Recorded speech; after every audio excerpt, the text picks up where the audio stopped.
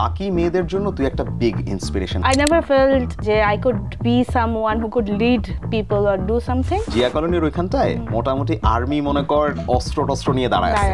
Allah has different plan আসলে। একটা ছোট কাজেও অনেক বড় একটা ইম্প্যাক্ট ক্রিয়েট করতে পারে। ইন্টারনাল থ্রেটের শিকার হতো মেয়েরা, যে আবার আসসালামু আলাইকুম বলবে ও একটি নির্দিষ্ট দল করে বলে মনে হয়। তো মেয়েদের কি হলে এরকম গণরুমের ব্যাপার আছে কিনা? সিলিং ফ্যান অ্যালাউড না মেয়েদের হলে, কে জানি পরে কোথায় যেন চলে গেছে। সেটা হলে কারো বাসা থেকে খাবার আসে না বন্ধু। একটা অল্প একটু জায়গা আছে, এর উপর যদি আমি একটু মাটি দিয়ে একটা বিল্ডিং করতে পারি তাহলে আমার কোনো চিন্তা নাই। আমিও একদিন ইভ হতে চাই, ইশরাত হতে চাই। ব্যালেন্সটা কিন্তু ডিস্টার্ব এবং এটার কারণে অনেক বেশি রোগ বেড়ে যাবে। বিল্ডিং এর চিপায় মানুষের এত কি আনন্দ, সব ময়লা ওখানে ফেলে। ইশরাত করিম ইভ, ফোর্বস 30 আন্ডার 30-তে স্বীকৃতিপ্রাপ্ত বাংলাদেশি নারী।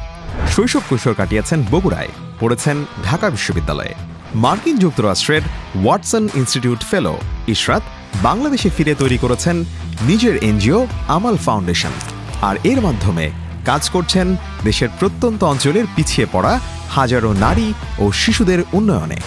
সালমান শোয়ের আজকের পডকাস্টে আমরা জানব ইশরাতের গল্প, যা অনুপ্রেরণা হতে পারে আপনার জন্য।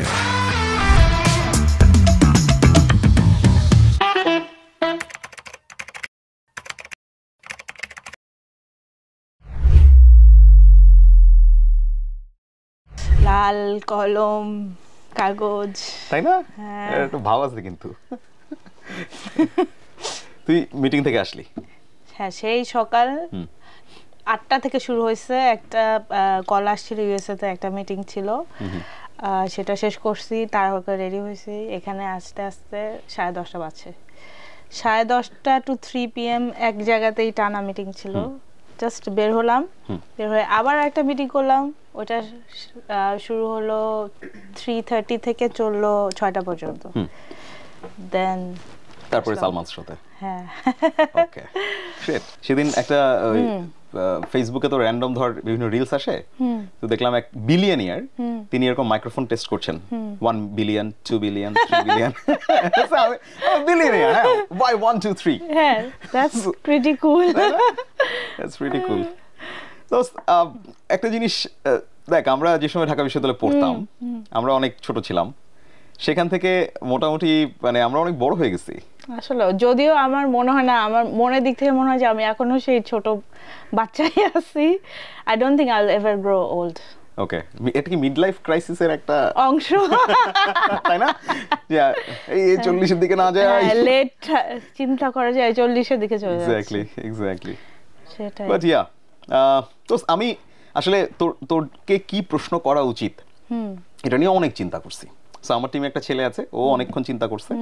সো তোর নানান প্রোফাইল দেখে সবই তো একদম গুড স্টোরিজ, বাট আমার মনে হয় তুই তোর জার্নিতে এমন একটা পর্যায়ে আসছিস, আলহামদুলিল্লাহ, এই সময়টা বাকি মেয়েদের জন্য তুই একটা বিগ ইন্সপিরেশন হইতে পারিস। That's a big thing to say. Thanks. মানে I am personally very proud যখন আসলে আমি যেখানে কাজ করি, যেখানে পরিচয় দেই যে ইভ হচ্ছে আমার বান্ধবী, মানে this is something very big. I am honoured দোস্ত, আই এম অনার্ড। আমরা একটু জার্নিটা শুনবো, যে কোথায় বড় হয়েছিস। ইউনিভার্সিটি থেকে তো চিনি, পরের আলাপ জানা হয় করবো নি, একটু যদি বলিস। সো আমার জন্ম বড় হওয়া সব বগুড়া শহরে, সদরে আমার জন্ম। এবং আমি সাত মাথা থেকে 5 মিনিট। আমি আসলে ফ্যামিলি খুব লুতুপুতু একটা বাচ্চা ছিলাম, মানে অনেক দিন পর একটা বাচ্চা হলে যেরকম আদর পায়। সো আমার নানা বাড়ি দাদা বাড়ি মিলে খুবই ওয়েল প্রোটেক্টেড, ওয়েল প্যাম্পার্ড। হ্যাঁ, তো যেটা হয় আর কি, যে বেশি ওয়েল প্রোটেক্টেড হওয়ার কারণে আমার মনে হয় যে আবার এইচএসসি পর্যন্ত এরকম মানে খুব কম হয়েছে যে আমি একা একা কোথাও গেলাম, আমার কোনো প্যারেন্ট নাই আমার সাথে। এদের আমার বাবা আর মা আমাকে অলওয়েজ গাইড করবে, সাথে করে নিয়ে যাবে। তো এটাই ছিল আমার লাইফ, একদম নার্সারি থেকে ইন্টারমিডিয়েট পর্যন্ত বগুড়া ক্যান্টনমেন্ট। স্টুডেন্ট হিসাবে বোর্ডে পড়তে ক্যান পাবলিকে, এই জন্য দেখা হয় না আমাদের। আমি ক্যান বোর্ডে না দেখা হইতো না, কারণ ক্যান বোর্ডে হচ্ছে মর্নিং শিফট, মানে মেয়েদের শিফট আর ছেলেদের শিফট আলাদা ছিল। আচ্ছা, আমি তো একদম যখন ক্যান্ট পাবলিকে ভর্তি হই তখন কোনো ইয়ে ছিল না, মানে শিফট ছিল না। পরে যখন আমরা মনে হয় 7-8 এর দিকে আসি তখন একটা মর্নিং শিফট ডে শিফট চালু হয়, কিছু ইগো ক্ল্যাশেস, যে আমরা ওল্ড, আমরা রিয়েল স্টুডেন্ট, ওরা পরে আসে, মানে অল দিস ড্রামা। এগুলো ইউনিভার্সিটিতে আছে কিন্তু।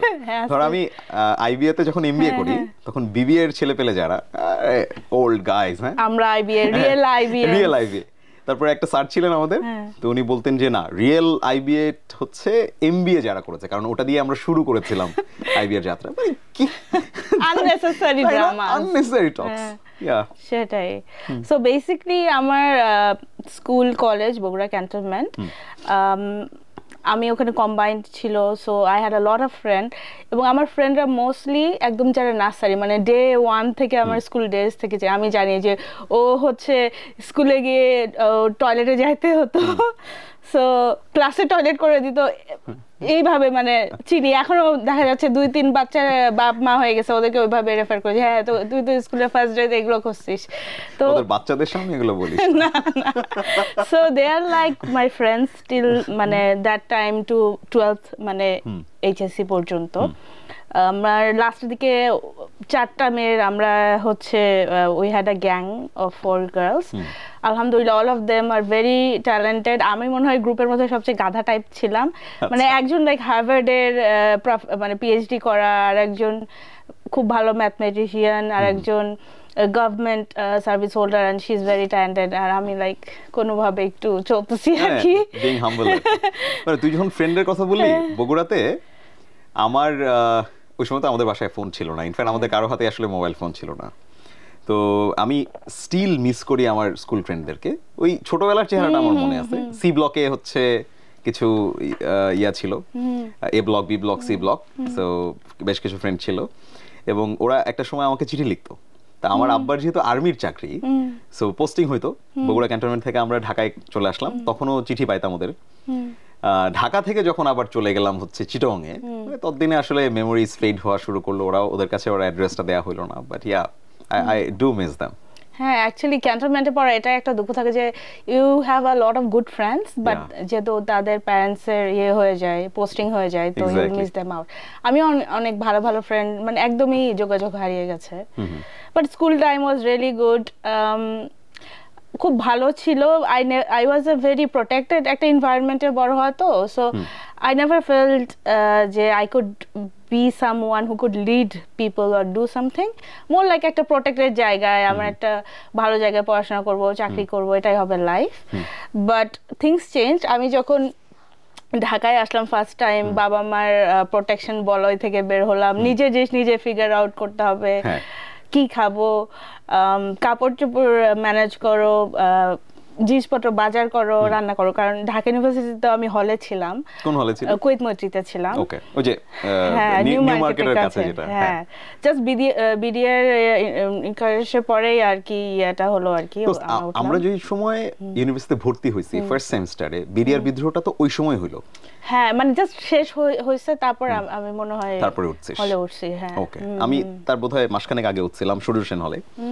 বাট ইয়া, মানে মনে আছে ওই দিন আমরা ক্যাম্পাসে ছিলাম, হেলিকপ্টার উঠতেছে। হ্যাঁ, that was a different kind of experience, এবং সবাই তো খুবই ভয় ছিল যে খুবই আনপ্রেসিডেন্টেড সিচুয়েশন। এক্স্যাক্টলি, মানে আমি এরকম সিচুয়েশন দেখি নাই। তো ঢাকা ইউনিভার্সিটিতে ওই দিন লাল বাসে করে তারা, মানে সব ক্লাস ক্যান্সেল, বাসায় যাও, কারফিউ হয়ে যাবে শহরে, এরকম একটা ব্যাপার।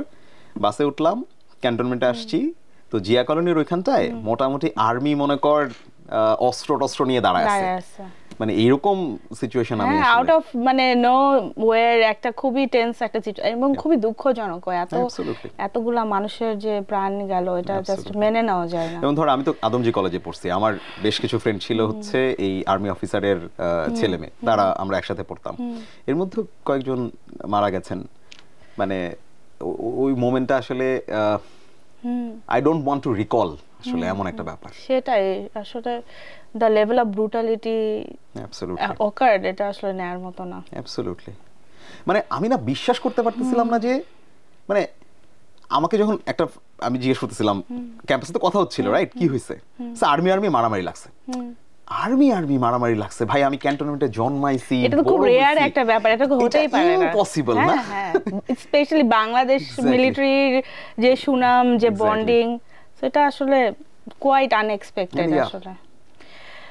এনিওয়েজ, সো এরপরে ঢাকা ইউনিভার্সিটির লাইফ, নিজে পড়াশোনা, আমার তো সায়েন্স ব্যাকগ্রাউন্ড ছিল, বাট আমি তো কমার্স ফ্যাকাল্টি বিজনেস স্কুলে ফাইন্যান্সে ঢুকলাম ডিউনিট থেকে। তো that was a different challenge for me, because আমি খুব মানে সায়েন্স টেকি টাইপের পার্সন ছিলাম। সারা জীবনে আমি জানতাম যে আমি ফিজিক্স নিয়ে পড়াশোনা করবো, এটাই আমার ইচ্ছা ছিল সবসময়। তো পরে যখন দেখা গেল যে মানে বুয়েটের জন্য আমি আমার ইউনিভার্সিটি প্রিপারেশন নেই, তো বুয়েটা তো হয় না আনফরচুনেটলি। তারপর মনের দুঃখে ফরচুনেটলি আসলে বুয়েটে পড়লে তুই আজকে মানে যেই পাথওয়েটাতে আছিস ওটা নাও হইতে পারে। আল্লাহ হ্যাজ ডিফারেন্ট প্ল্যান আসলে, সো আল্লাহ is the best planner. Absolutely. তো যেটা হলো এরপর তো ফাইন্যান্স ডিপার্টমেন্টের প্রেসার, আমি সায়েন্স ব্যাকগ্রাউন্ড, অনেক কিছু আমার বুঝতে সময় লাগছে, বেসিক অ্যাকাউন্টিং বেসিক জিনিসগুলোও ধরতে সময় লাগছে, প্লাস নিজের লাইফ ম্যানেজ করতে হবে। সো ওই টাইমটা আমার জন্য খুবই একটা ডিফারেন্ট এক্সপেরিয়েন্স ছিল। তোর জন্য কি এইটা কখনো সমস্যা হয়েছে কিনা? মানে আই অ্যাজিউম যে তুই বাংলা মিডিয়ামে পড়েছিস, ওখানে এসে সব বই ইংলিশে, এই ঝামেলাটা কি হয়েছিল? অবশ্যই ইন দ্য বিগিনিং এ তো ঝামেলা হয়েছে, কারণ not only in English but also in terms, মানে বিজনেসের যে টার্মগুলা, ওই টার্মগুলো তো অনেক কিছু আমি জানতাম না, বাংলা টার্মই জানতাম না, হয়তো ইংলিশ টার্ম তো আরো জানতাম না। এবং স্পেশালি মাইক্রো ইকোনমিক্স যখন স্যার পড়াইতো, ও গয়, আমার জাস্ট কান্না পাইতো, মানে ওটা অনেকে ফেল করছিল না, পাস তো মনে হাতে গোনা করছিল। লাইক তোর মনে আছে ইশতিয়াকের কথা? ইশতিয়াক হচ্ছে পরে যে আইবিএ তে চলে গেল চিটং এর, ও প্রশ্ন করতো আর স্যার উত্তর দিত, কি প্রশ্ন করছে আর কি উত্তর দিছে মানে পুরো মাথার উপর দিয়ে চলে যাচ্ছে, হ্যাঁ করে তাকানো কি হইতেছে। ক্লাসের একজন তো হচ্ছে কি জিনিয়াস, আমাদের ওসমান স্যারের ক্লাস আমার ফ্রিকোয়েন্সির উপরে, মানে আমার অ্যান্টেনা স্যারের ফ্রিকোয়েন্সি ধরতেই পারতো না। তো যাই হোক, আসলে ওই দুঃখ আর কি, যে আমি কি করতেছি, আমি কই যাচ্ছি জীবনে, আমার তো পড়াশোনা দিয়ে আমার নিজের যে ড্রিমস ছিল, সো দ্যাট এই দুঃখ ঘুচানোর জন্য I started doing a lot of volunteer work, হ্যাঁ। এবং আমার মধ্যে না অলওয়েজ মানে একটা জিনিসের খুব ন্যাগিং, যে আমার কিছু একটা করতে হবে, মানে I can't sit like sitting at home. So always আমি যদি লাইক যেদিন আমার অফ ডেও থাকে, ইউল সি মি বাসায় কিছু না একটা সামথিং কিছু একটা নিয়ে আমি ব্যস্ত। তো যেটা হলো যে এই লস অফ ভলেন্টিয়ার ওয়ার্ক করতে গিয়ে ইউএন এর অনেক প্রজেক্ট করা শুরু করলাম, রিসার্চ প্রজেক্টের সাথে ইনক্লুডেড হলাম, এগুলোতে আমার খুব ইন্টারেস্ট ছিল। তো আমি তখন রেডিওতে, সো আমি এগুলো জানি না আসলে। তুই তো তখন ফেমাস সেলিব্রিটি, আমাদের ডিপার্টমেন্টের যে 2-3 সেলিব্রিটি, আর স্যারদের কাছে কুখ্যাত। আমরা সবাই তো ব্যাচটাই কুখ্যাত ছিল আমাদের। হ্যাঁ, একদিন স্যার এসে বলছে, এই আপনার সমস্যা কি, আপনি এই রোল নাম্বার 46 আপনি ক্লাসে আসেন না কেন? স্যার আমি রেডিওতে চাকরি করি। তাহলে আপনি বাংলায় পড়েন, আপনি এখানে কি করছেন? হ্যাঁ, সাথে তো ক্লাসমেট গুলো আমাদের অনেক সাপোর্টিভ ছিল, এটা একটা ভালো জিনিস। আমার লিজার কথা এখনো মনে আছে, আমার পরীক্ষার আগে ওর খাতা ফটোকপি করে তারপর পড়তাম আমি। আমাদের এ সেকশনে তো সবাই লাইক এক্সট্রিম লেভেলের পড়ুয়া, ডিসিপ্লিনড, তাই না? কেমন জানি ডে 1 থেকে বিসিএস নিয়ে কনসার্নড, কেমন জানি এটা ডিফারেন্ট, বিটা ডিফারেন্ট, তাই না? জোর বেজোরের মধ্যে কেন জানো, হ্যাঁ এক্স্যাক্টলি। এবং আমার সব ফ্রেন্ডস বি সেকশনে। ওকে, আর বি সেকশনে সব ফাজিলগুলো আমরা ছিলাম। হ্যাঁ, মজা হতো অনেক, but yeah I am glad যে এখন আমার তো মনে হয় যে ফাইন্যান্স ডিপার্টমেন্টের কোনো ক্লাসমেট কোথাও নাই, এরকম জায়গা খুব কম, সবাইকেই দেখা যায় সব জায়গাতে কেউ না কেউ আছে। সো এনিওয়ে, এই কাজগুলো করতে গিয়ে আমি ইউএনএফপির একটা কাজ করছিলাম রংপুরে। সো ওখানে একটা স্কুলে হ্যাঁ একদম ফিল্ড লেভেলে গিয়ে কাজ করতে হচ্ছিল, রিসার্চের একটা পার্ট ছিল। তো একটা স্কুলে মেয়েদের ড্রপ আউট রেটটা খুব বেশি ছিল, অ্যান্ড আমাদেরকে ফাইন্ডিংস এর জন্য আর কি পাঠানো হয়। তো ফাইন্ডিং আসে যে ওখানে কোনো স্যানিটারি টয়লেট নাই, সো মেয়েদের একটা সার্টেন এজ পরে তো ওয়াশরুম খুব ইম্পর্টেন্ট হয়ে যায়, এবং বাসা অনেক দূরে, স্কুলটা একদম লাইক একটা মানে মাঠ ক্ষেতের কাছাকাছি। তো এই ফাইন্ডিংস গুলো যখন দিলাম এসে, যে ওখানে স্কুলে স্যানিটারি টয়লেট করা হোক, ভালো পানির ব্যবস্থা করা হোক, পানির ভালো ব্যবস্থা ছিল না, এটা ওনারা ইমপ্লাই করলেন, মানে সিরিয়াসলি নিলেন এবং পুরো প্রজেক্টটাতে এটা ইনক্লুড করে ইমপ্লাই যখন করলেন। পরে যখন জানতে পারলাম যে এটার কারণে স্কুলের ড্রপ আউট রেটটা কমে আসছে, তখন মানে it was a different kind of feeling, I never felt like that, যে আসলে একটা ছোট কাজেও অনেক বড় একটা ইম্প্যাক্ট ক্রিয়েট করতে পারে। সো দ্যাট ওয়াজ মাই কি বলবো যে ওয়েক আপ কল। এবং এরপর থেকে আই ডিসাইডেড যে আমি হচ্ছে আমার ক্যারিয়ারটা আমি ডেভেলপমেন্ট সেক্টরেই করব। আমার ইচ্ছা ছিল সবসময় যে আমি মানে নট লাইক ডেভেলপমেন্ট, মানে আমরা একটু কনফিউজড হয়ে যাই, আমরা ভাবি যে ইটস লাইক চ্যারিটি, আমরা বিরিয়ানি দিচ্ছি, কম্বল দিচ্ছি, শীতের কাপড় বন্যার্থদের, but development has a vast holistic approach. So এটা একটা মানুষের একটা জায়গার বিহেভিয়ারাল চেঞ্জ থেকে শুরু করে ইনফ্রাস্ট্রাকচার সব কিছুতে এটার অনেক প্রভাব, অনেক, এবং ব্যাকড আপ বাই রিসার্চ।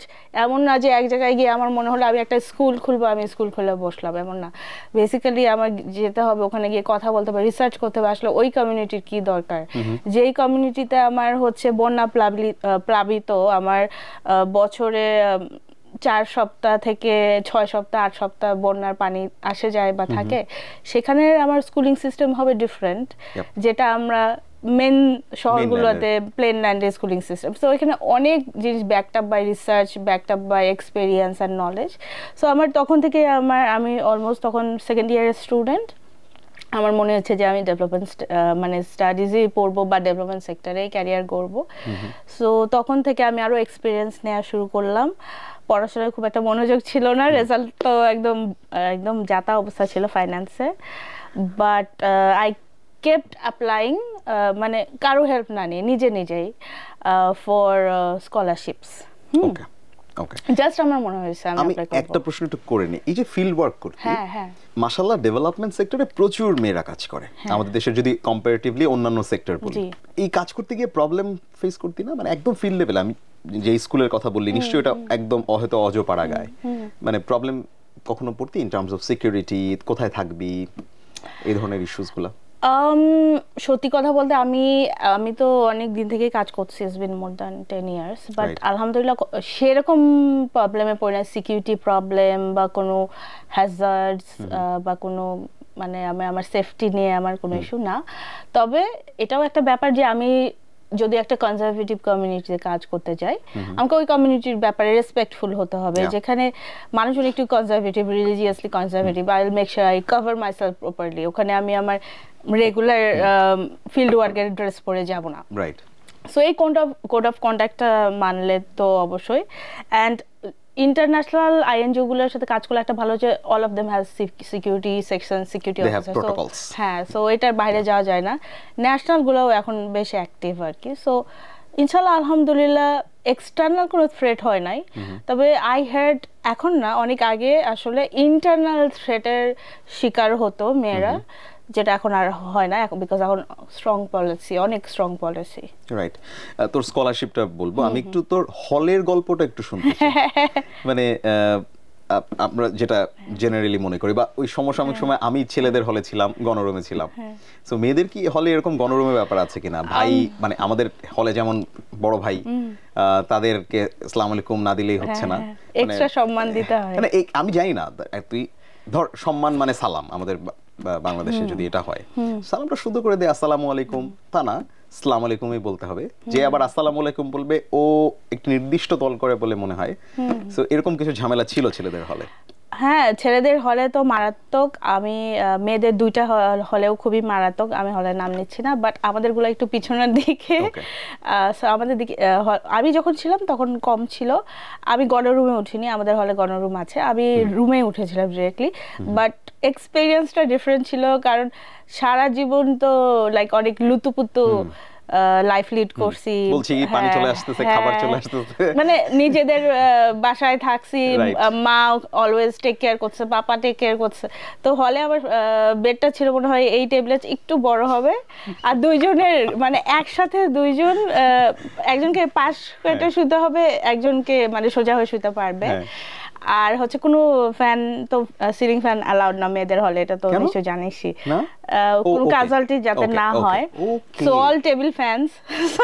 ধর যেদিন গরম, টেবিল ফ্যানকে ঘুমের মধ্যে এইদিকে ওইদিকে সরায় অ্যাডজাস্ট করা, এবং রুমের মধ্যে রান্না হয়, মেয়েদের রুমে তো মেয়েরাই রান্না করা হলে। সো এই একজন রান্না করতেছে, ওখানে পাশে পড়ার টেবিলে একজন পড়তেছে। আচ্ছা ঝামেলা হতো না? ধর আমি জানি না, কিছু মানুষ আছে শুটকি মাছ পছন্দ করে না, কেউ হয়তো শুটকি রান্না করছে, বাকিদের প্রবলেম হতো না? মানে এটা নিয়ে ক্যাচাল হতো? বিশেষ রুলস এন্ড প্রটোকল তো, তুই কি ভাবছিস জাস্ট একটা হলের রুম দেখে এখানে আইন কানুন নাই?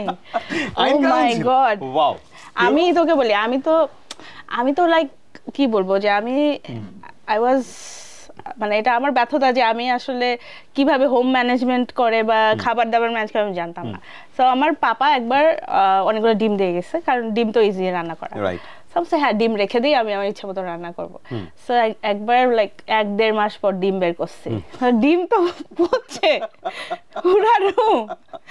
আর আমার রুমে তো যে 2-1 সিনিয়র আপু ছিল, ওনারা খুব আদর করতো বাট একটু কড়া, তো ওনারা অবাক, মানে বিশ্বাস করতে পারতেছে না যে আমি আমার এই নর্মাল নলেজটা নাই, কারণ আমি তো আমার সারা জীবনে কোনো রান্না করি না, যাই না। ইনফ্যাক্ট আমার আম্মু অনেক কম রান্না করছে, লাইক বাসায় কাজের শেফ বা সাপোর্ট স্টাফ। তো এই আইডিয়াটা আমার নাই। আমি আসলে হ্যাঁ ডিম খুঁজে পাইছিলি? ডিম পাইছি, কিন্তু পুরো ডিম পচা ছিল, এবং সেই ডিমের স্মেল লাইক। ডিফারেন্সটা হইতেছে ছেলেদের হলে যদি রাখতাম ডিম, মানে প্রথমত হচ্ছে ডিম আমি খুঁজে পাইতাম না, কি করতো আমি জানি না। এরকম হইতে পারতো যে ডিম একজন আরেকজনকে মেরে দিছে, ধর আসতাম ডিমের যুদ্ধ হয়ে গেছে। বিশ্বাস করবি না, মানে গণরুমে কে যে কার জামা পরতেছে, স্বাভাবিক এটা তো, কে যে কার জুতা নিয়ে কখন চলে গেছে, মানে কিছু থাকার না থাকার কি কথা। আমার একবার মনে আছে, তখন খায়রুল স্যারের একটা প্রেজেন্টেশন। সো মানে আমাদের বিজনেস ফ্যাকাল্টিতে তো প্রেজেন্টেশনের সময় তোকে একটু সুটেড বুটেড হয়ে যাইতে হবে, রাইট? দেয়ার আর প্রটোকলস অথবা কিছু একটা। আমি আমার জুতা খুঁজে পেতেছি না, এবং মানে বিশ্বাস করবি না, আমি আমার জামা কাপড়ও খুঁজে পেতেছি না, এবং কে জানি পরে চলে গেছে।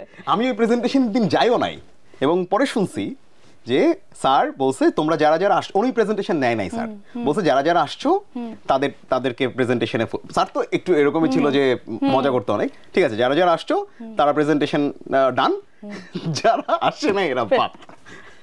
কি একটা অবস্থা, জামা খুঁজে পাইতেছি না। মানে মেয়েদের হলে এরকম সমস্যা রেয়ার হয় না যে তা না, বাট মেয়েরাও তো অনেক প্রোটেক্টেড, মেয়েদের এই ইনস্টিংক্ট গুলা কিন্তু খুব স্ট্রং, রাইট? সো মেয়েরাই সব, যেমন আমার শ্যাম্পু, আমার কাপড় চোপড় আমি নিয়ে যে সুন্দর করে ইউজ করে আলটেক প্যাক করে নিয়ে আসবো। ছেলেদের তো অত ইয়া নাই, এখানে আমি সাবান ফেলে রাখলাম, এখানে ওটা ফেলে রাখলাম, এই কারণেও মেবি এই জিনিসটা ইনশোর হয়। বাট মেয়েদের হলে একটা মজা আছে, যেমন রান্না বান্না করলে সবাই একসাথে, যা কারো বাসা থেকে খাবার আসলে, আমি শিওর এটা ছেলেদের হলেও হয়। ছেলেদের হলে কারো বাসা থেকে খাবার আসে না বন্ধু, বেচারারা। হ্যাঁ মানে, আর যদি আসেও ওইটা ওই হল গেটেই আমরা, মানে ভিতরে আর যায় না, গেস্ট রুম পর্যন্ত। কি উত্তর দিবি? ধর সেটা কে রান্না করে দিল, সেটা নিয়ে গল্প হবে, এটা নিয়ে রাতে চর্চা হবে, তারপরে রাতে যখন গেস্ট রুম হবে তখন ভাই জানেন নাকি অমুকের তো বাসা থেকে অমুক জায়গা থেকে খাবার আসে,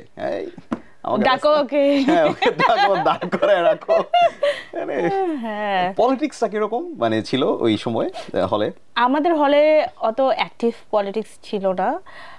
I found it quite harmonious, এবং ছোট হল তো সবার সাথে সবাই ওয়েল কানেক্টেড। আমাদের হলে অত স্পেসও ছিল, অন্যান্য হলে যেমন বিশাল বিশাল মাঠ, ছোট হল সুন্দর, মানে গুছানো সাজানো। আমার সবচেয়ে মজা লাগতো যেটা হচ্ছে যে প্রতি বছর রুমমেটরা তো at some point like they are like your family, হ্যাঁ, তো আমাকে বার্থডে সারপ্রাইজ দিত, সেম স্টাইলে বার্থডে সারপ্রাইজ।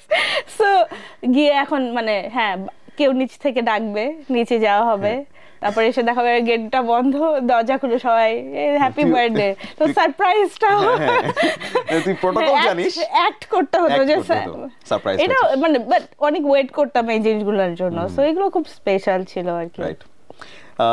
ওকে, এবার স্কলারশিপের গল্পে, ওই স্কলারশিপটা ফাইনালি কোথায় পেলি? সো আমি অ্যাপ্লাই করতে থাকি, অ্যাপ্লাই করতে করতে মানে আমার আবার একটা জিনিস কি, মানে I reach out to people, I don't know মানে from where I get this strength, I just reach out to people randomly and ask for help. So there is this girl I came across, ও খুব ভালো হচ্ছে ইয়ে লিখতো, articles লিখতো আর কি, এবং ভলেন্টিয়ার কাজ করতো। শি ইজ ফ্রম ফিলিপিন্স, হ্যাঁ। So I was telling her about I look for this for my career. So then ও আমাকে বললো যে এটা একটা ইয়ে আছে, নতুন একটা স্কলারশিপ দিচ্ছে ইউনিভার্সিটি অফ কলোরাডো প্লাস হচ্ছে একটা ইনস্টিটিউট আছে Watson institute and media jointly, তুমি অ্যাপ্লাই করতে পারো এবং তোমার সাথে ম্যাচ করে, কারণ এখানে ওরা হচ্ছে সোশ্যাল এন্টারপ্রেনারশিপ জিনিসটাকে পড়াবে। So I applied and alhamdulillah I got selected. Very few, like I think all together 30 people worldwide got selected and আমার একটা ফুল স্কলারশিপ ছিল and it was a different experience কারণ আমি তো সবকিছু নিজে করছি, ইভেন এমবাসির ভিসার অ্যাপ্লিকেশনও নিজে করছি and alhamdulillah only I take few money আমার বাবার কাছ থেকে, so সবকিছু আমি নিজে ম্যানেজ করছি, বাইরের flight and everything was covered. তো নতুন জার্নি শুরু হলো, different world and I rediscovered myself basically. আমি বলবো যে আমার যে শেলটা ছিল শেলটা that just broke and I became a different person. Okay. Bangladesh থেকে যারা আসলে বিদেশে পড়তে যায়, স্কলারশিপ হোক হাফ হোক যেভাবেই হোক, আমার মনে হয় 1%-এরও কম মানুষ আসলে ফেরত আসে। তুই কি শুরুতেই চিন্তা করে গিয়েছিস যে আবার ফেরত আসবি? আমি এটা কখনো চিন্তা করিনি যে আমি ওখানে গিয়ে থাকবো, like I want a better life. আমার ম্যাটেরিয়ালিস্টিক আসলে গোল আমার ছিল না। অবশ্যই নিজের সার্টেন কমফোর্টের তো একটা এনশিওর আমাকে করতে হবে, কারণ আমি তো ছোটবেলা থেকে এই কমফোর্টে বড় হয়েছি। বাট আমার জন্য এত ম্যাটেরিয়ালিস্টিক গোল না যে আমাকে হচ্ছে গিয়ে 5 ডিজিট স্যালারি ইউএস এর কথা বলছি তখন, এত বিগ স্যালারি ড্র করতে হবে বা হচ্ছে। তো তখন আমি অলরেডি আমার ইন্টার্নশিপ আমি তো গেটস ফাউন্ডেশনে করতেছিলাম সিয়াটলে। সো এবং ওটা একটা হায়ার বিকজ আমি তো যেখানে যাই আমি খুব পারফরমেন্স ওরিয়েন্টেড পারসন, আমি খুব competitive as a person. So they were like wanted me to stay and renewal এর কথা চলছিল, but আমি বলছি যে না, this is why I came and I want to go back to Bangladesh. So এর কি আমি চলে আসলাম দেশে, দেন তো started Amal Foundation. Okay. তখন বয়স কত ছিল তো যখন চলে আসলি? এখনকার কারেন্ট বয়স বলা লাগবে না, কারণ তুই আমি ব্যাচমেট, আমার বয়সটাও ছিল যাবে সবাই। তখন আমার বয়স কত হবে? 24-25 মতো। ওকে। সো আমাল স্টার্ট করার সময় কারা কারা ছিল আশেপাশে? In the beginning it was really hard এবং আমার প্যারেন্টসও কোয়াইট আপসেট ছিল, specially my dad, because he expected me to stay and everybody was confused যে আমি কি করছি, এসে র্যান্ডামলি কেন ভাসান টেক বস্তিতে যাচ্ছি মিরপুর 14, তারপর হচ্ছে চরে যাচ্ছি বগুড়ার। So everybody was confused. এবং কনসার্নডও ছিল নিশ্চয়ই। Extremely concerned. Right. I am not a good explainer. আমি explain করতে পারি না, I keep doing things and over the time people understands why I'm doing it. Okay. So এই জন্য আর কি my dad was really upset, but my siblings, আমার ভাই, আমার বোন, ও তো তখন দেশে বাইরে পড়ছিল, তারপর ও এসে she helped me, এবং some juniors ছিল, some friends as well. So ধীরে ধীরে I started doing first project ছিল হচ্ছে sexual safety security of young girls in the slum area. তো এটা নিয়ে কাজ করলাম, আমার করতেও ডিফারেন্ট এক্সপিরিয়েন্স হয়েছে, কারণ ওখানে তো বস্তিতে স্লাম লর্ডস থাকে and I got even confronted by them, but I kept working আর কি। সো এই আর কি কাজ করতে করতে ট্রাস্ট, মানুষজনের উপর আমার উপর ট্রাস্ট আসলো। Eventually I started getting calls from organizations to talk about my work. Also I have that thing যে I reach out to people for help. So I reached out a few people যে how I can progress my organization. তো এরপর যেটা হলো যে ধীরে ধীরে আসলে আমার কাজের পরিধি বাড়তে থাকলো, আমার জ্ঞানের পরিধিও বাড়তে থাকলো এক্সপিরিয়েন্সের সাথে সাথে। তো এরপর আসলে স্ট্রাকচারের দিকে আসলো, কারণ প্রথম দিকে যখন অর্গানাইজেশন ছিল ইট ওয়াজ ভেরি আনস্ট্রাকচার্ড, লাইক আমার সাথে যারা এভরিবডি ওয়াজ মোস্টলি ভলেন্টিয়ারিং। এরপর যখন ফার্স্ট অফিস নিলাম, অফিসে এসে ওরা সবাই ফ্লোরে কাজ করতো, কুশনে, they use to watch movies in the office. তো ফার্স্ট অফিসে এরপর তো রুলস অ্যান্ড রেগুলেশনস, এখন তো প্রপার অফিস, বাট ওই টাইমটা আমিও শিখছি অনেক, কারণ as A I never worked like N employee somewhere for a long time. So আমারও আমার অফিস এনভায়রনমেন্টটা কেমন হবে, এটাও আমাকে আমার নিজের জার্নি, ট্রেনিং অনেক কিছু দিয়ে শিখতে হয়েছে। সো এই আর কি, it's been 10 years। Amal foundation এখন তো অলমোস্ট 34 ডিস্ট্রিক্টে কাজ করছে। We are working on a lot of good causes, but primarily we are working on climate action, women empowerment, youth engagement. We are a big team now. Right now আমরা 50 জনের একটা team, আমাদের ঢাকা ছাড়াও 3টা। So 50 dedicated people work for you. Not for me, for themselves. For themselves. Yeah, that's a difference between a business organization and a social organization or NGO. Absolutely. একটা জিনিস একটু জানতে চাই দোস্ত, তুই যখন Forbes 30 under 30 তে রিকগনাইজড হলি, that was a very, I would say, unique moment, কারণ ওই সময় বাংলাদেশ থেকে খুব বেশি ছেলে পেলে আসলে রিকগনাইজড হতো না। এই সাহসটা কই থেকে হলো? মানে এটা কিন্তু আসলে অনেক সাহসের ব্যাপার যে ফোর্বসে আমার নাম আসবে, মানে দ্যাটস সামথিং বিগ। আমরা একটা থার্ড ওয়ার্ল্ড কান্ট্রি মানে ছেলে পেলে। Frankly speaking, I didn't even know. So someone else nominated me. Okay. তো আমি এটা somebody actually, আমি তখন তো মনে হয় 2020 সাল, লাইক কোভিডের টাইমটা। তো আমি ফজরের নামাজ পড়ছি উঠে সকালে, তারপর হচ্ছে আমি মানে মেসেজ চেক করছি। তো মেসেজ চেক করতে করতে someone wrote congratulations. আমি চিন্তা করছি মানে কি কারণে। তো তার কিছুদিন আগে আমি একটা মানে প্রজেক্ট কমপ্লিট করছি, আমি ভাবছি মেবি এটার জন্য, মানে I wrote about the project and all. So আমি হ্যাঁ থ্যাংক ইউ বলছে। তারপর বলছে হ্যাঁ তোমার ছবিটা তো খুব ভালো আসছে। আমি কোথায় ছবি আসছে? লিংকডইনে। তারপর he sent me the link. আমি লাইক আই লিটারলি স্ক্রিমড। তো তখন তো কেবল আর্লি মর্নিং বাসা সবাই তো লাভ ধরছে, হ্যাঁ কি হইলো। তারপরে গিয়ে আই হাগ মাই মম, আম্মুকে জড়াই ধরলাম আর বললাম, and I called all my loved ones. It was a moment, and আমি মানে এতটাই আনএক্সপেক্ট ছিল যে আমি আসলে বিশ্বাস করতে পারি নাই। মানে আমার মনে হয় আমার আগে there was just one lady who got from Bangladesh, আমাদের সময় আমি আর রাবা হলাম, and এখন আলহামদুলিল্লাহ lots of wonderful girls are being incorporated. Exactly. মানে আমি তো আর অনলাইনে দেখি না, আমি হচ্ছে পত্রিকায় যখন দেখলাম, অফিসে গেছি, তারপরে পত্রিকা পড়লাম, দেখি আরে এটা তো আমার বন্ধু। হ্যাঁ কি হয়েছে, মানে ওই মোমেন্টটা ইটস দেখ আমরা যখন স্টুডেন্ট ছিলাম, অফকোর্স এই যে খাতা দেখানো যাবে না এরকম হইতো না আমাদের, বাট উইথ টাইম আমরা ম্যাচিউর হই, তাই না? And of course I am sure আমার যদি এরকম কোনো একটা বিগ অ্যাচিভমেন্ট থাকে, you will be proud, super proud. হ্যাঁ, সো ওই প্রাইডটা অন্যরকম। আমি ওটা নিয়ে সব জায়গায় যাচ্ছিলাম, আমি আমার বসকে দেখালাম, বস দেখেন আমার বন্ধু। হ্যাঁ, এবং তারপরে তুই কাজ করারও যখন সুযোগ পাইলি, তোদের অর্গানাইজেশনের সাথেও তো আমরা অ্যাক্টিভলি কাজ করলাম। হ্যাঁ, মানে আমার জন্য রেফারেন্স পয়েন্ট, বস আপনাকে 6 মাস আগে বলছিলাম না এটা আমার বন্ধু। So right, that's great. আলহামদুলিল্লাহ, Allah has been really kind to me. মানে আল্লাহর কাইন্ডনেস ছাড়া আমি বিশ্বাস করি না যে এত দূর আসা সম্ভব। অ্যাবসলিউটলি। যারা ধর এখন বয়স 30 এর নিচে, অথবা এখন ইউনিভার্সিটিতে পড়ছে, যারা স্বপ্ন দেখে যে আমিও একদিন ইভ হতে চাই, ইশরাত হতে চাই, তাদের জন্য পরামর্শ কি দিবি? মানে আমিও একদিন ফোর্বসে রিকগনাইজড হতে চাই, এই জেনজি যেটা বলি আমরা, তাদের জন্য কি পরামর্শ দিবি? মানে কি চিন্তা করা উচিত, কিভাবে চিন্তা করা উচিত? কারণ আমার কাছে এখন যেটা মনে হয়, আমরা যখন সোশ্যাল মিডিয়া দেখি, দেখবি যে লাখ টাকার চাকরি ছেড়ে কোটি টাকার ব্যবসা শুরু করলেন, তারপরে 17 বছর বয়সে 18 বছর বয়সে ফ্রিল্যান্সিং করে এত টাকা কামিয়ে ফেলেছেন। সো টাকাটাকে আমরা আসলে খুব ওভারলি হাইলাইট করি আর কি।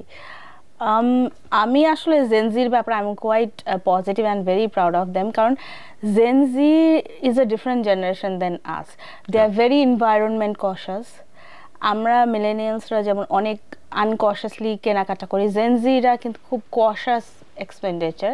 তাদের জাস্ট একটা জিনিস, এটা ব্যাকড আপ বাই রিসার্চ, আমি বলছি না, যে ওরা হচ্ছে অ্যাটেনশন স্প্যান বা এক জায়গা থেকে আরেক জায়গায় ওরা অনেক দ্রুত মুভ করে। আমার নিজের অফিসেও জেনজি আছে, বেসড অন দ্যাট এক্সপিরিয়েন্স বলছি।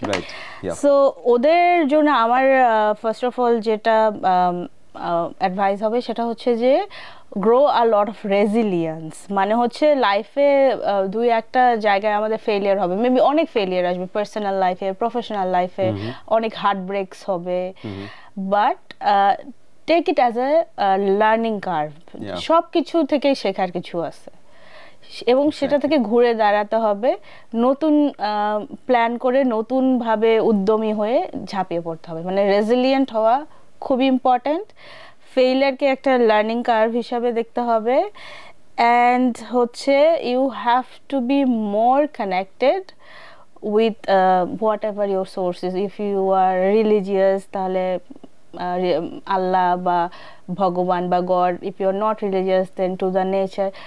এই স্পিরিচুয়াল কানেক্টিভিটিটা আমি মনে করি যে এটা খুব ইম্পর্টেন্ট এই জেনারেশনের জন্য, এটা ওদের পার্সোনাল গ্রোথকে আরো বেশি এলিভেট করবে, শেপ করবে।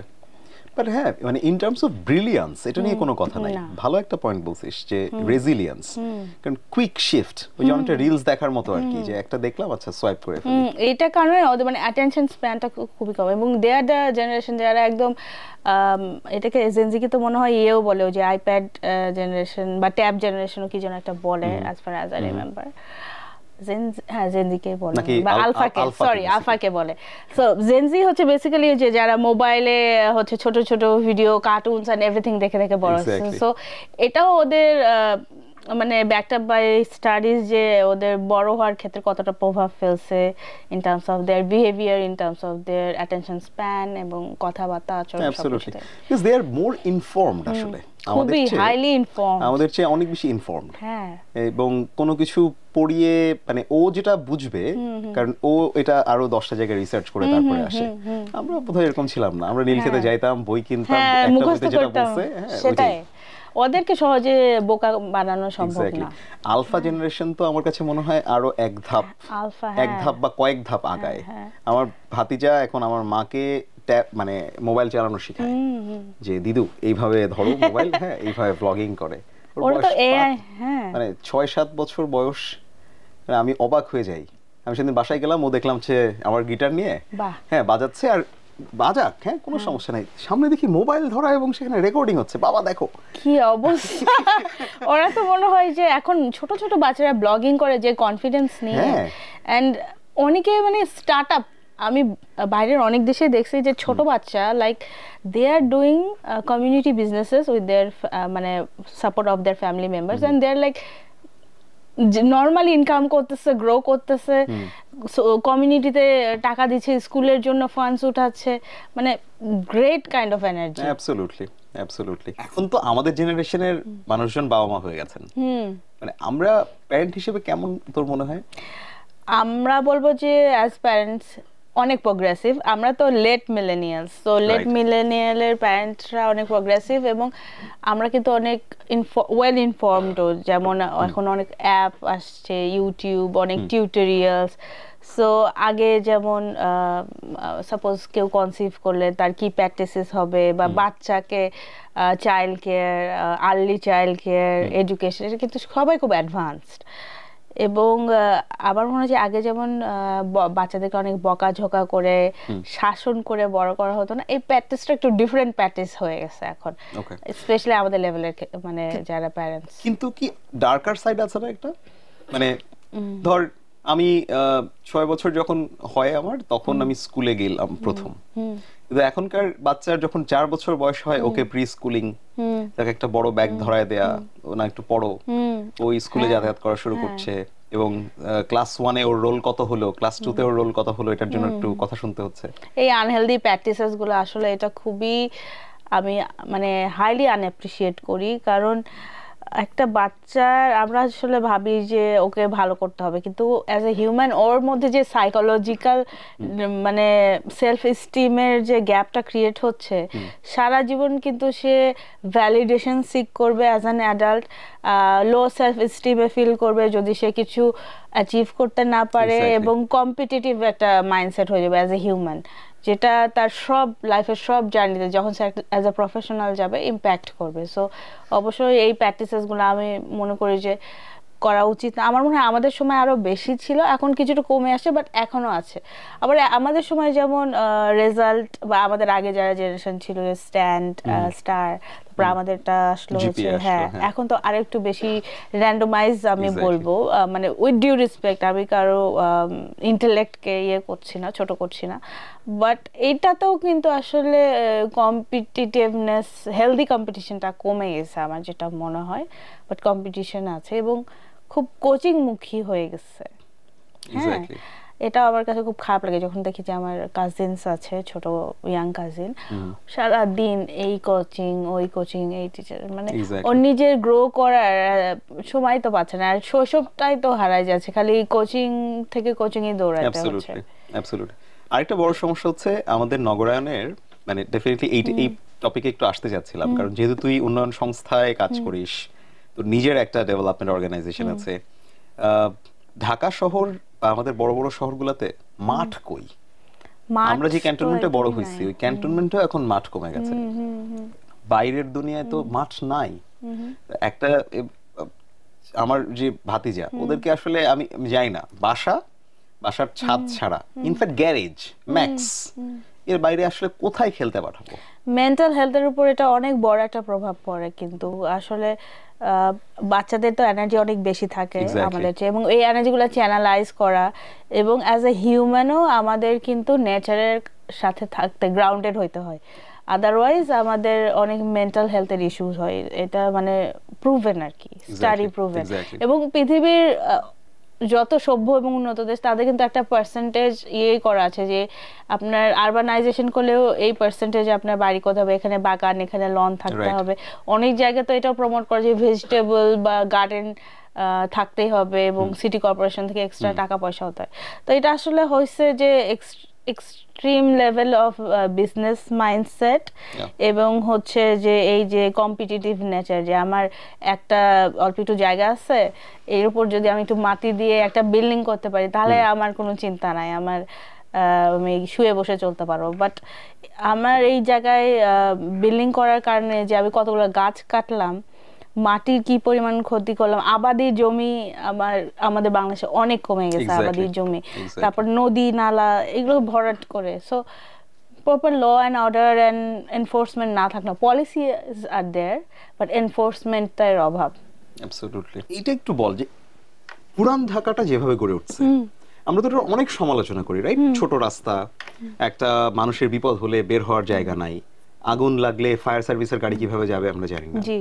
নতুন ঢাকায় নতুন যে শহরগুলো আমরা তৈরি করছি, হাতে গোনা 2-4টা ছাড়া বাকিগুলোরও তো একই অবস্থা, হাইলি আনপ্ল্যান্ড। মানে যেখানে 25% আমার ফরেস্ট বা গ্রিনারি থাকতেই হবে দেশে, একটা যে কোনো জায়গায় ইকোলজিক্যাল ব্যালেন্স মেনটেন করার জন্য। কারণ যদি আমার গাছপালা না থাকে, আমার ইকোলজিক্যাল ব্যালেন্স ডিস্টার্বড হবে। আমার দেখবি যে হুট করে খুব পোকামাকড় বেড়ে যেতে পারে, যেমন ব্যাঙ না থাকলে দেখা যাবে যে মশা বা ওই জাতীয় পোকামাকড় বেড়ে যায়। সো তাই তো হচ্ছে। হ্যাঁ, সো এই ব্যালেন্সটা কিন্তু ডিস্টার্ব, এবং এটার কারণে অনেক বেশি রোগ বেড়ে যাবে, অসুস্থতা বেড়ে যাবে, মেন্টাল হেলথ এবং ফিজিক্যাল হেলথ দুইটাই এফেক্টেড হবে, হাইলি এফেক্টেড হবে। এক্স্যাক্টলি। এটা থেকে বাঁচার কোনো উপায় আছে? এটা থেকে বাঁচার ফার্স্ট উপায় হচ্ছে highly conscious aware citizen. Consciousness যে হ্যাঁ আমি একটু গাছ লাগাই, আমি আমার বাসাটাকে একদম কানায় 5 কাঠাকে বিল্ডিং না বানাই, একটু সামনে আমি আমার গাছগুলাকে রাখি, গাছ লাগাই, ছাদে গাছ লাগাই। এবং আমাদের যে পলিসিগুলো আছে গভর্নমেন্টের রিলেটেড টু দিস, এটাকে খুব হাইলি রুলস অ্যান্ড রেগুলেশনের মধ্যে দিয়ে যেতে হবে। যে কি হবে আরো বিল্ডিং না বানাইলে, মানে মানুষ কম আসবে ঢাকা শহরে, তাহলে আমরা ডিসেন্ট্রালাইজেশনে যাই, আমরা ঢাকার বাইরে অন্য জায়গায় যেসব অফিস আদালত বাড়ানো, হসপিটাল ইউনিভার্সিটি বাড়ানো সেটা করি। একটা শহরকে কেন আমরা এত চাপ দিচ্ছি? একটা শহরের বাতাসে 23টা সিগারেটের পরিমাণ, মানে ধোঁয়া, বিষাক্ত ধোঁয়া।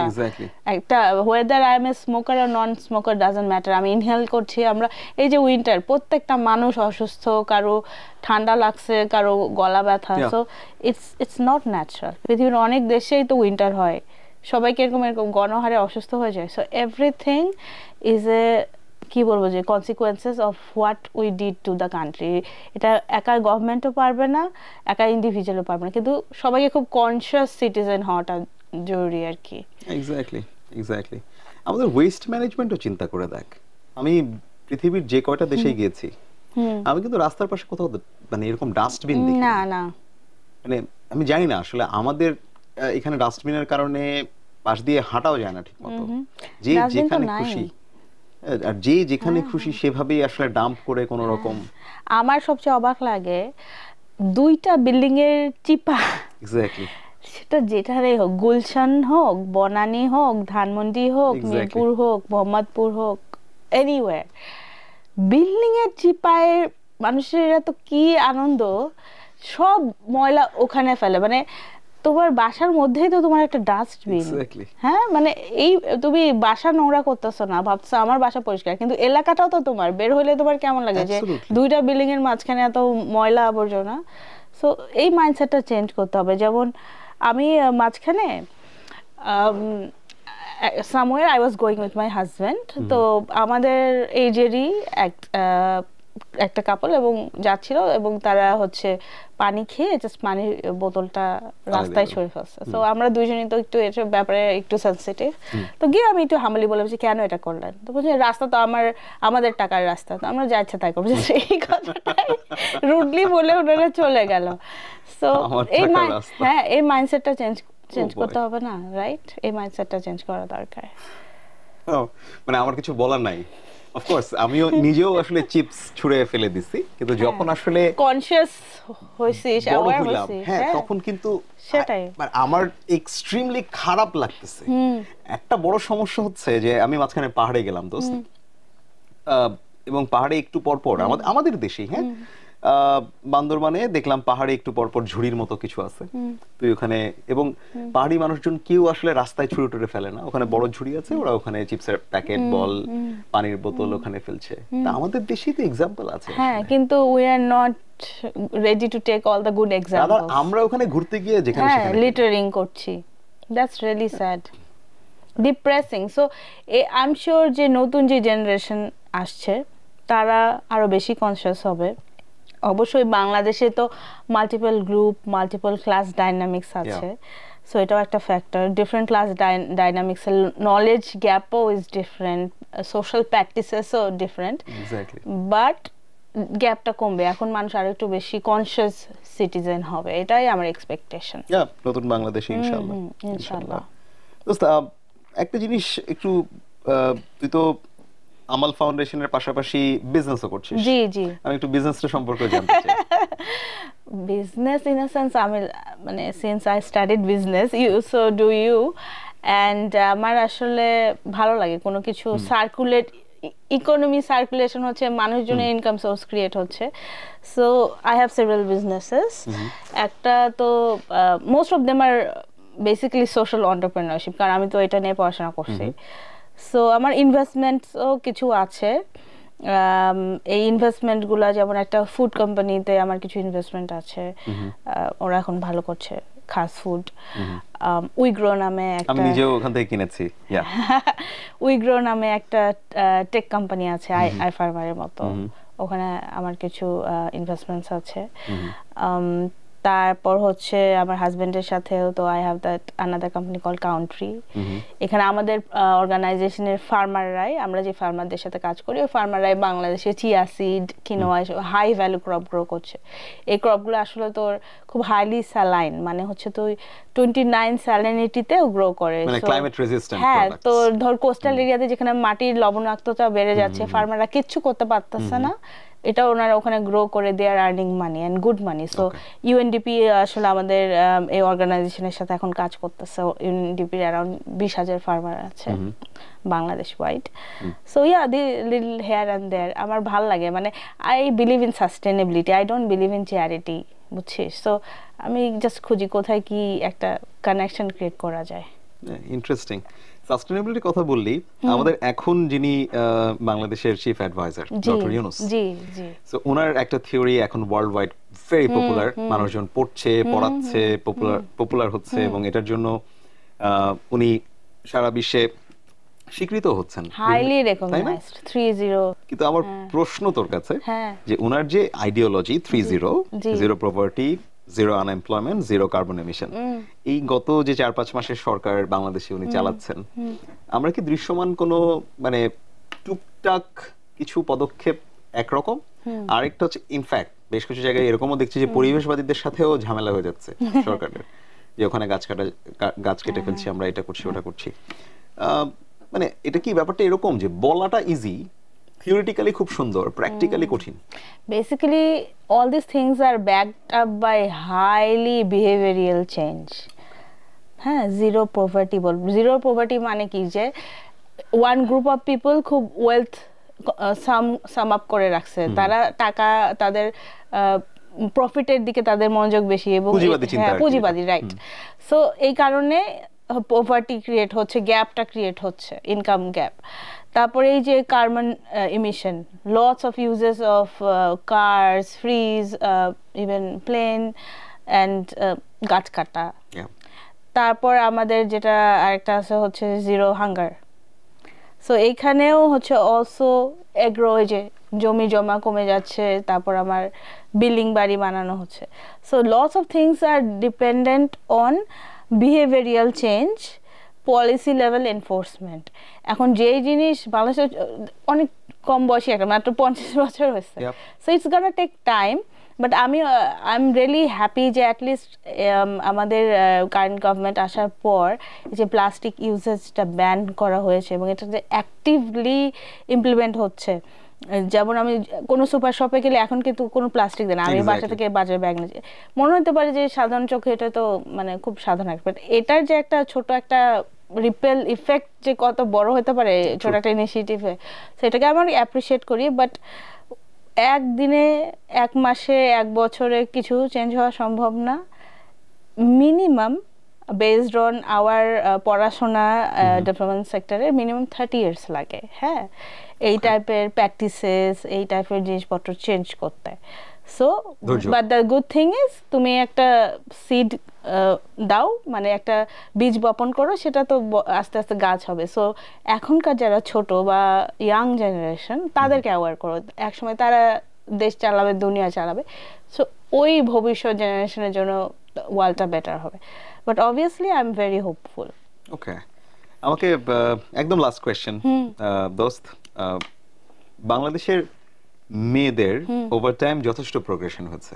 আমরা এই জুলাই মুভমেন্টও দেখেছি যে মেয়েরা ছেলেরা একসাথে একটা অন্যায়ের বিরুদ্ধে আন্দোলন করছে, এবং যখন কোটার কথা আসছিল তখন মেয়েরাও বলছিল যে মেয়েদের কোটার দরকার নাই। সো এই যে প্রগ্রেসিভ মাইন্ডসেট, একটা রাইট কাজের জন্য একসাথে কাজ করা, এবং বিভিন্ন সেক্টরে মেয়েরা আসলে খুবই ভালো করছে। আবার এটাও তো সত্য যে অনেক সেক্টরে ভালো করছে, সুযোগটা ওভাবে নিচ্ছে না, পাচ্ছে না, রাইট? সো মেয়েদের জন্য তোর জার্নিটা definitely inspiring for a lot of people, men women নির্বিশেষে, বাট মেয়েদের জন্য কি আলাদা করে কিছু বলবি কিনা? মেয়েদের জন্য আসলে আমি এটা বলতে চাই, এবং এটা আমি খুব অ্যাক্টিভলি, মানে এটা আবার একটা এজেন্ডা, সেটা হচ্ছে যে ইটস ইয়োর চয়েস যে আপনি বিয়ের পর you want to be a housewife, অথবা you want to be a working person, আপনি নিজে গ্রো করতে চান। But let at least have the options for you, let at least have somebody in front of you. যে অনেক মেয়ে আছে, তা মানে আমি শুধু মেট্রোপলিটন সিটির কথা বলছি, আমি তো অনেক রুট থেকে রুট লেভেলে কাজ করি, তাদের হয়তোবা ড্রিমই থাকে যে তারা বিয়ে করবে, হাজব্যান্ডের বাইকের পিছনে ঘুরবে, শপিং এ যাবে, এইভাবে they pursue the life. But the reality is so different. অনেক হাউস হোল্ড অ্যাবিউজ এক্সট্রিম লেভেলের, মানে আমার তো মনে হয় যে এখনো যে লেভেলের হাউস হোল্ড অ্যাবিউজ হয় মেয়েদের উপরে, ফিজিক্যাল অ্যাসল্ট হয়, ইটস ভেরি হাই। তো এইটার সাথে তো অবশ্যই এম্পাওয়ারমেন্টটা ইম্পর্টেন্ট। এম্পাওয়ারমেন্ট হলে ভয়েস আসে, একটা স্ট্যান্ড আসে। তো ডেফিনেটলি মেয়েদের সামনে রোল মডেলটা রাখা খুবই জরুরি, যে হ্যাঁ দেখো যে তুমি চাইলে পিএইচডিও করতে পারো, তুমি চাইলে চাকরিও করতে পারো, তুমি তোমার ইচ্ছা, তুমি চাইলে হাউস ওয়াইফও হতে পারো, কিন্তু শুধুমাত্র হাউস ওয়াইফ হওয়া জীবনের উদ্দেশ্য না, আরো অপশন আছে। আরেকটা ব্যাপার কিন্তু আমাদের কস্ট অফ লিভিংও শহরে এবং গ্রামে সব জায়গায় বেড়েছে। এক্সট্রিমলি আমরা যদি আসলেই জাতি হিসেবে উন্নত হতে চাই, উন্নত বিশ্বের মতো হতে চাই, তাহলে কিন্তু শুধু মানে মানুষের ছেলেদের কর্মশক্তি দিয়ে চলবে না, সম্ভব না। এটা তো মানে গ্লোবালি আমরা তো একটা বিগ ট্রানজিশনের দিকে যাচ্ছি। সো এই আমার এটা যেমন হচ্ছে ফোর্থ ইন্ডাস্ট্রিয়াল রেভলিউশন এখন চলতেছে with AI and everything. So এই ফোর্থ ইন্ডাস্ট্রিয়াল রেভলিউশনের যুগে একটা দেশের ইকোনমি টিকে থাকার জন্য বোথ জেন্ডারেরই অ্যাক্টিভলি ইকোনমিতে পার্টিসিপেশনটা খুবই ইম্পর্টেন্ট। নট অনলি দেশের প্রসপারিটি না, টিকে থাকা মানে ফর দ্য সেক অফ টিকে থাকা। সো এই ক্ষেত্রে আসলে সবকিছু ভাঙতে হবে, ট্রেডিশনাল জেন্ডার রোল ভাঙতে হবে। যে এখনো মেয়েরা, হ্যাঁ আমি তো আমার ওয়াইফকে অফিস করতে দেই, চাকরি করতে দেই, কিন্তু ও বাসায় 3 বেলা রান্না করছে, ও এসে আমার কাপড় ধোয়। বাট এই জেন্ডার রোলটা ভাঙতে হবে, মানে কাজ ভাগাভাগি করে নেওয়া, একটু একে অপরকে সাপোর্ট করা। যে ছেলে মানে যে আমার শুধু কামাই করতে হবে, আমার পাশ করে বের হলে ফ্যামিলির দায়িত্ব নিতে হবে, এইটা থেকেও যেমন বের হওয়া উচিত। মেয়ে মানে যে শুধুমাত্র সাংসারিক কাজ করতে হবে, এটা থেকে বের হওয়া, মানে সব দুইজন মিলে ব্যালেন্স করাটা ইম্পর্টেন্ট আর কি। Absolutely. Thank you so much দোস্ত আমার শোতে টাইম দেওয়ার জন্য। Any time. মানে again I am really proud about your journey, এবং কোনো জায়গায় যদি আমি কখনো সহযোগিতা করতে পারি, please do let me know. You have done a lot, and being your friend is also an honor and matter of pride. So it's a vice versa thing. Thank you so much. Thank you. ভালো থাকবি। Thank you.